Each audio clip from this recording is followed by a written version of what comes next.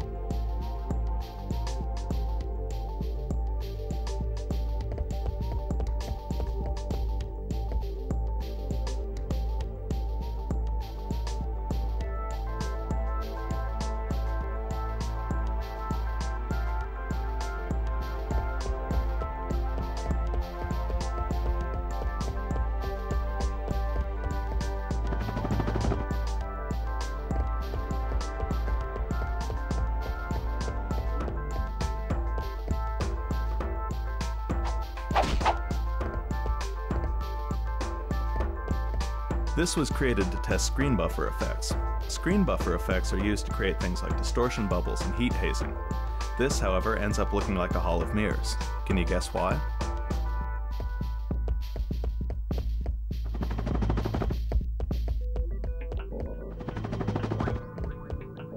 This dummy was created to test the new reaction system which we added to Ratchet&Clank 2.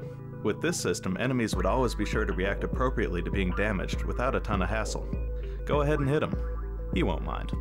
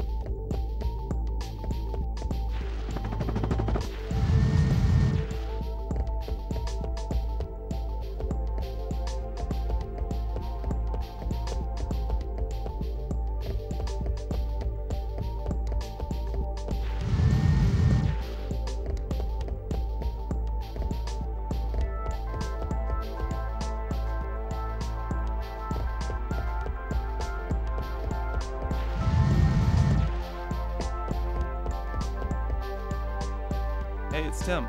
This monstrosity was intended to be a boss battle fought on the jet ski gadget. Seeing as the jet ski never made it in Ratchet & Clank, however, neither did this boss. May he rest in pieces.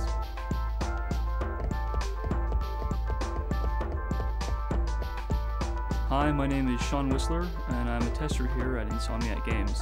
This guy was originally intended to be an enemy in the ill-fated jet ski level that never made it into Ratchet & Clank 1. A moment of silence, please, for this gentle giant, torn down in his prime.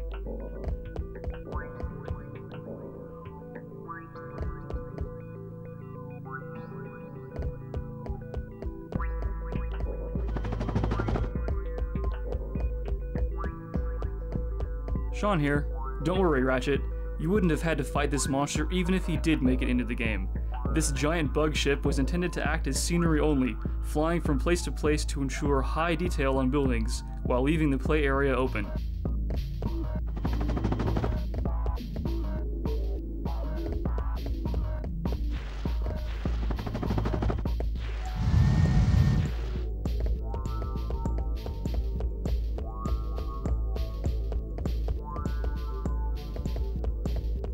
Greetings, this is Oliver Wade, the animation director at Insomniac Games, doing an atrocious British accent. This is the original Gadgetron vendor from Ratchet & Clank 1. The official reason it was cut had something to do with saving memory. The real reason has a lot to do with squirrels, hacksaws, and our lawyers. I can say no more, because I am no longer able to do this accent.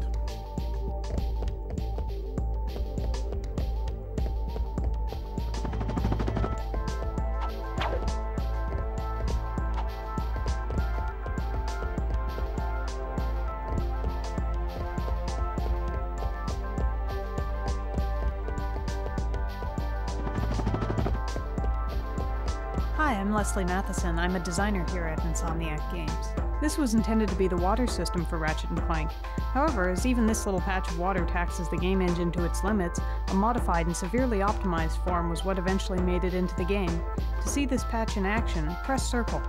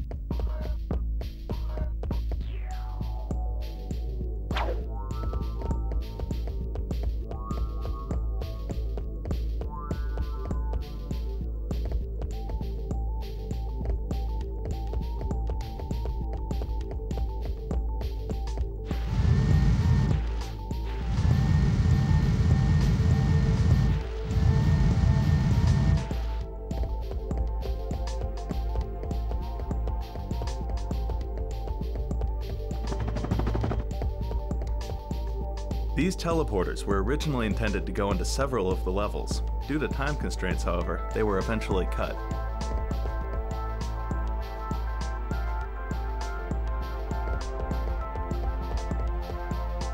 Brian Allgeier here.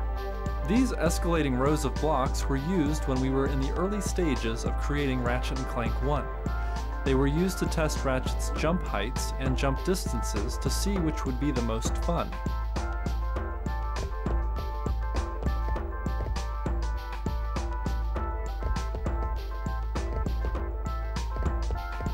Brian Allgeier here. These ramps get steeper and steeper as you go on. They were used to test how Ratchet's feet respond to different floor angles. It also helped establish that a 45-degree angle was the sharpest that Ratchet should be able to walk up.